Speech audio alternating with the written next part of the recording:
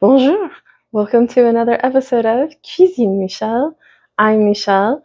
So today I'm going to be making a tart that I have made before and absolutely love. So I definitely wanted to share it with you. This is a raspberry chocolate ganache tart. In order to make this, you're going to need the following ingredients. We need some chocolate graham crackers, light brown sugar, kosher salt, unsalted butter. The chocolate, you're going to need 12 ounces total, and you can use all bittersweet if you want to. I'm going to use a combination of bittersweet and dark because that's what I have on hand. Vanilla extract, heavy cream, and of course the raspberries. So the first thing that we're going to be making is the crust. All right, so the first thing you're going to do is here in your food processor, you're going to break up your graham crackers. There's going to be 10.5 sheets. This is what I mean by a sheet. It's got kind of like those 4 rectangles there. So this is a whole sheet. I have 10.5 of those in the food processor. So we are going to crush those up in here.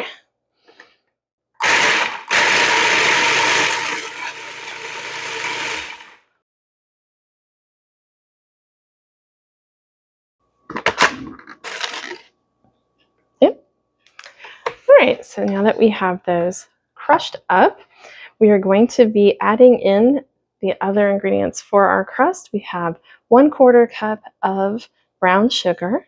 If I can get it to come out. 1/4 teaspoon of kosher salt. And 6 tablespoons of unsalted butter that we have melted here.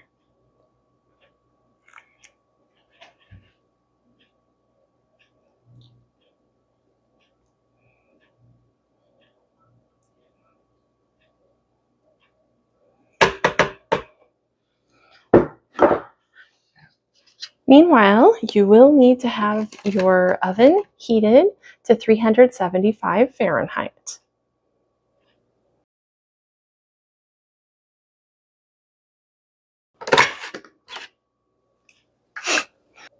Once you have pulsed all of that together, we're going to be putting that into a tart pan that has a removable bottom. This is a 9-inch size. You can make a larger one if you have a larger tart pan. I have actually made this with a 10.5 as well. If you go 10.5, you will need to do about 1 1/4 of this recipe. I'm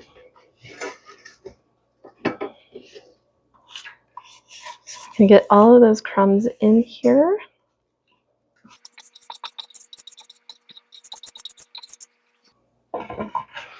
And then we can use the flat bottom. You can use a glass, you can use whatever you want, but it makes it a little bit faster and easier to get this packed down in here. You want to make a pretty good crusty layer.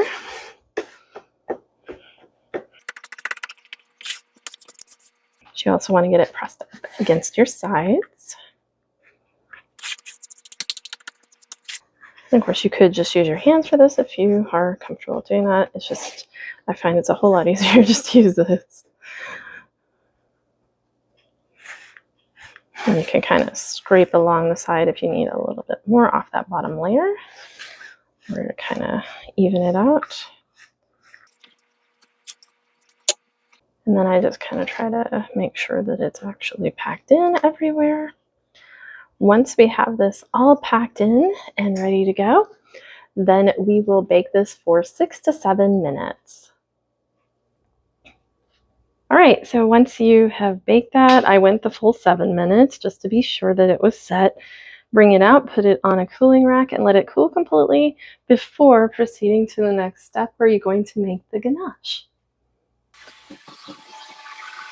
All right, so for this next step, we are going to be making the ganache that goes inside of here. Chop up your 12 ounces of bittersweet or bittersweet and dark, as I'm using, combination of chocolate. Put that in a heat-proof bowl of some sort. Like I said, this measure works really well. Then on your stovetop, you're going to want to be heating up your heavy cream. The heavy cream that's in here is a cup and 1/4 of heavy cream. We've got this over medium heat, so once it reaches simmer, we need to take it off the heat, and as soon as it reaches simmer, so watch it very carefully. As soon as it reaches that simmer, get it off of the heat.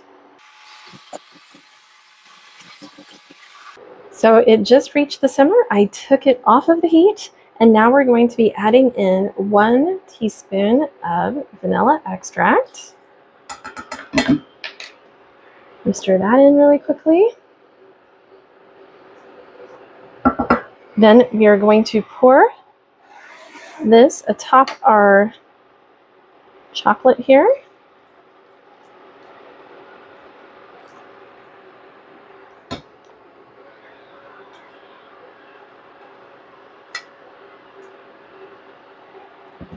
And then we're just going to let that sit for about 2 to 3 minutes.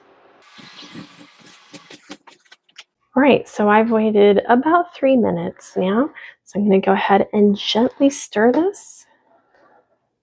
So allow my chocolate to melt and combine with the heavy cream.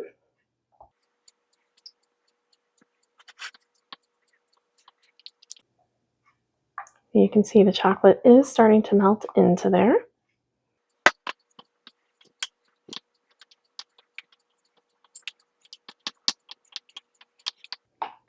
You can see that beautiful ganache forming.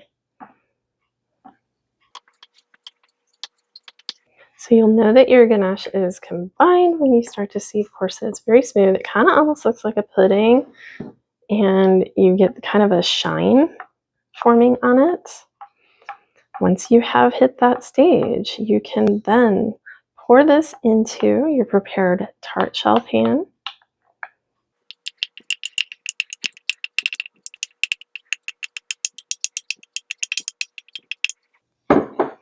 Go ahead and spread that out as evenly as I can. I made my crust a little bit tall, it looks like, but that's okay. It's been a while since I made this. It's still going to taste fabulous, I'm sure.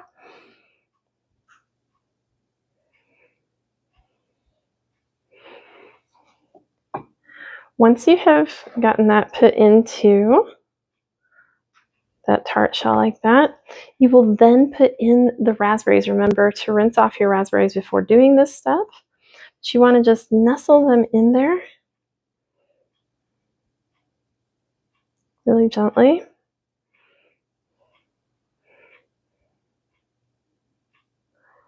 I usually start from the outside so that if I end up to the inside and I don't have as many, it doesn't look as silly.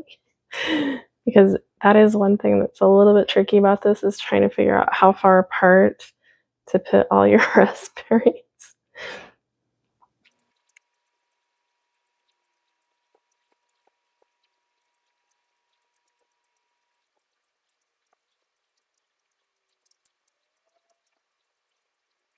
All right, that's about the best I can do.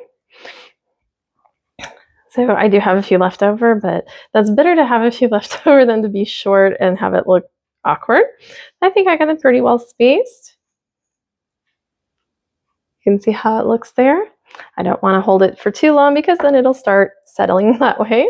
But anyway, this is what you're going to have as your set. You want to leave on the counter for 2 hours. At least to get it fully set before you separate off the bottom so that you can serve it. Now here's the thing, normally I do a taste and share with you guys like that, But I'm not going to be able to do that because this time I'm going to be taking this to an event where I'm going to be sharing it. So I don't want to cut into it or do anything to it before then. But I assure you it's wonderful. I have made it many times before and always love it. And I hope you will too. So please join me again for another episode of Cuisine Michel. If you haven't already, please give it a subscribe. I would love to have some more subscribers. Still working on getting to my 1,000 there. So those of you who have recently subscribed, thank you very much.